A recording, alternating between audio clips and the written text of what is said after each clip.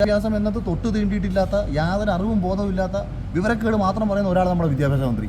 പയ്യനെ അടിച്ചു കൊന്നവന്മാർക്ക് പരീക്ഷ എഴുതാൻ കഴിയുമ്പോൾ പണ്ട് തുണ്ട് വെച്ച് കഴിഞ്ഞാൽ നമ്മൾ സ്കൂളിൽ പഠിക്കുന്ന കാലത്ത് ഈ കോപ്പി അടിച്ച് കഴിഞ്ഞാൽ ഡിവാർ ചെയ്യും, പരീക്ഷ എഴുതാൻ പറ്റത്തില്ല. എന്തോ മാരക തെറ്റാണല്ലോ. ഒരുത്തന്നെ ഇടിച്ചിട്ട് എഴുതിക്കൊണ്ട് കോപ്പി അടിച്ച് കഴിഞ്ഞാൽ കോപ്പി അടിക്കുന്നതിന് ഡിവാർ ചെയ്യുമ്പോൾ കൊന്നാൽ കുഴപ്പമില്ലെന്ന് ചിലർ പറയുന്നത് കേട്ടു.